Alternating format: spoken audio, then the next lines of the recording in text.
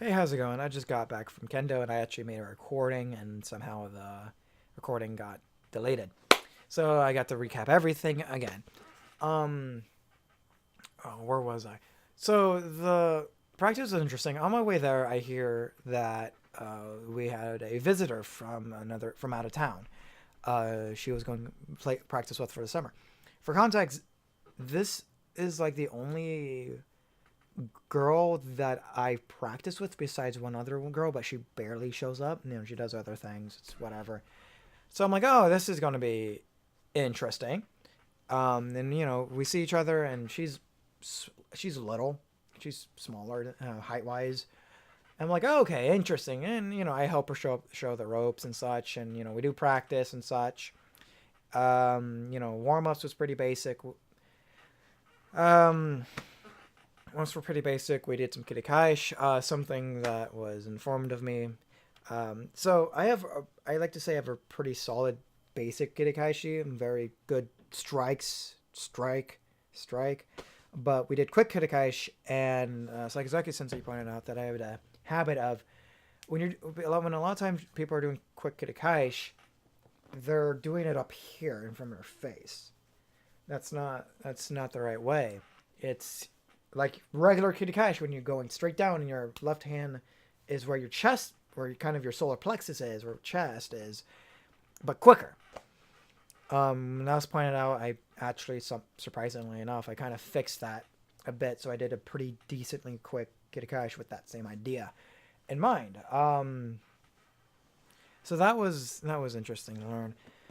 So we get into pod shot, not pod shot. We get into practice, like the actual hit, kote, hitman, or whatever, right?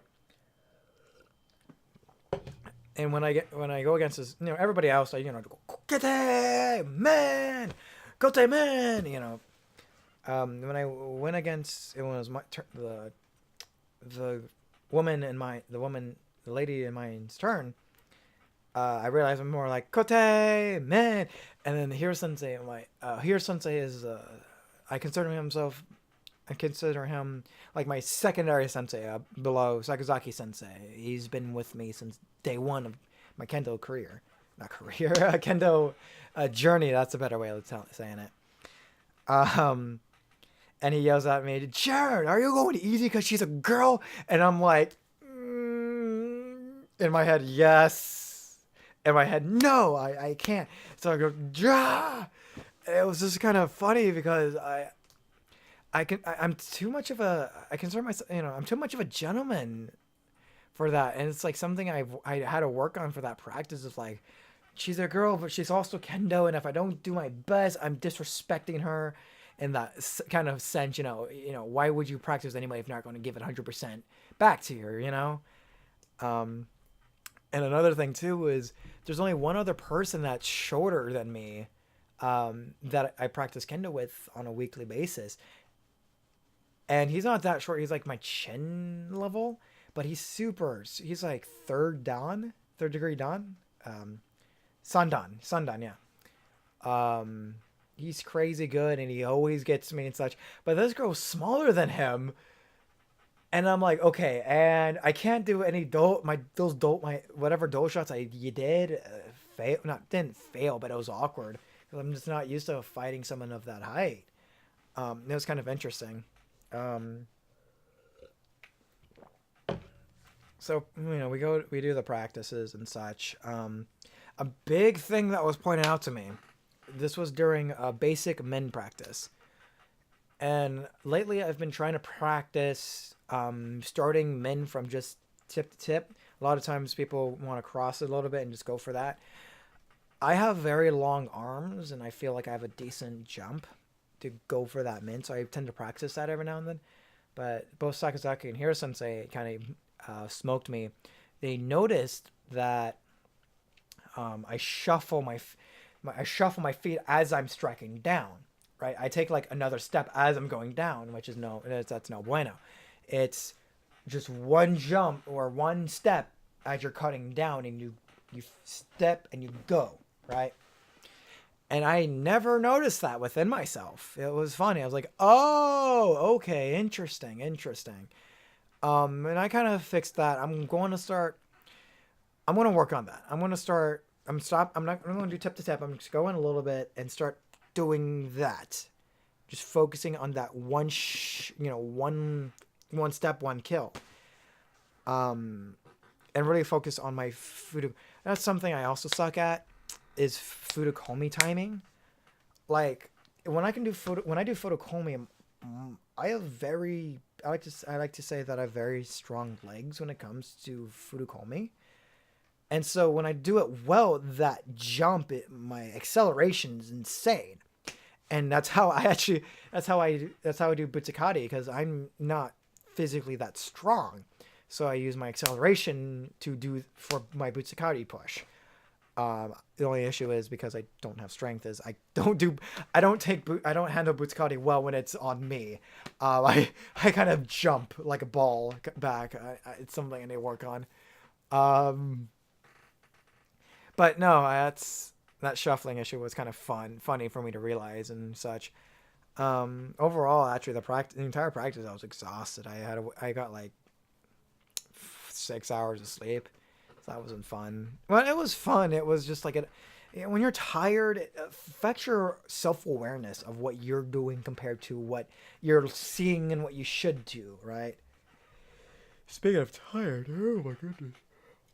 So that was like the two major pointers that I'm gonna have to work on is like proper kirikaish, proper fast kirikaish, proper footwork when it comes to men and kote men too. I have a bad habit of doing bigger steps for kote and just a smaller step for men, and it should be vice versa, right? Um, what else? So we go to so this entire time I'm fighting, it was the girl and I are trading blows, and I'm trying to find that balance because like I said, I'm too much of it. I'm too much of a gentleman, and it's funny because there's that balance of like, how much aggression do you show to a lady without being without looking like a dick, right? Because my philosophy is you don't push ladies around, but in Kendo you got to push everybody around, right? Um, and she's so small and such, and so I don't want to overdo it because again, with my acceleration technique, I guess I call it technique now. With my acceleration method, I can't. It's hard for me to control that because it's just a bam rather than shoving. It's the collision rather than a shove. Um, but yeah. So we get into the Chigaya Geiko, and I do 4 in a row. We did 4 in a row. Sensei Sakazaki, Hiro Sensei was the last one, and I'll get to that. And the lady. And then one other one, but that was more of an practice. No, he was really good actually. He typically holds back on me with a lot of physical contact. He's a big dude. He's like kind of like kind of the loose opposite of. I'm much more agile, more quick about things. He's quick too, but he has much more physical potential from what I noticed. But he holds that back a lot. But he didn't hold back on me much, and I appreciated that because I like it when people don't hold back their strength on me to an extent. Don't push me down, uh, but definitely force me to be more of be water, not the rock, because I get too into the spars, and I try out rocking them. And there's some people like Hira say, I cannot out rock for the life of me. And it's bloody hilarious when he out rocks me and I just get knocked back. But anyways, back to the lady fight. I struck a pretty good balance. It was just tricky making up for her size, for like her height, because I outrange her a lot of the times and such. It was kind of funny. Her men shots, I was able to basically do a Kote Nuke men on her. But I gotta give credit where credit is due. I caught myself kind of letting my guard down, not because I was whooping her or anything, but I was like kind of having fun with it. And then she got me with shots right then and there, and I was like, oh, so you can react. She had she had pretty good instincts for doing Bogu for about 2 months. Um, I did the practice against Sakazaki Sensei was pretty solid actually. I got a decent kote on him, I think. It's hard for me to remember. It was so quick. Hero Sensei was fun to practice. Oh, Hero Sensei is always kind of fun to practice. Hero Sensei likes to kind of test my instinct and mental fortitude by doing, screwing with me mid combat, and that's how I know I was pretty rusty. Um, because I was like, "What is he?" Bam. As soon as you go, wait, what is? You're gone. You got pot shotted. So yeah, it was overall a pretty solid practice. And to kind of sum it up, tired Kendo is no good Kendo. Um, Though actually, to give credit when credit due, I sometimes when I'm tired and I do Kendo, that's actually kind of where you can really kind of test your instincts because you're too tired to really pay attention. But if you have really good instincts and good, just like basic reaction, like Kotenuken, because my Kashido is very reactionary at this point, right? That's why I call it my bread and butter, because it's like I can do a solid Kashido if I can see it, if I can see a Kashido a mile away. Sometimes it depends on the skill level of my opponent, but I can do it very reactionary, and even if I don't hit, if I don't land the doll, they'd miss my men, typically. So when you're tired with Kendo, I've found that it's kind of interesting to see, okay, I'm tired, I'm tired, but let's see how much that impacts my ability to just play off of instinct, right? Yeah, that's a huge part of Kendo, is just being able to have instinct. Granted, having mental fortitude and a strong mind is a major part of Kendo. And if you don't have that, you're not going to be able to do good Kendo against guys that actually know what the hell they're doing, where it was everybody I fought, actually. But no, I feel like it, I don't know. I hope you know what I mean. What else? So, but yeah, Hiro Sensei kind of screwed with me and such. And, I wasn't able to react and such. I got a good do on him, though. I got a good Kaishido on him, I think. But I got wailed on nonetheless. I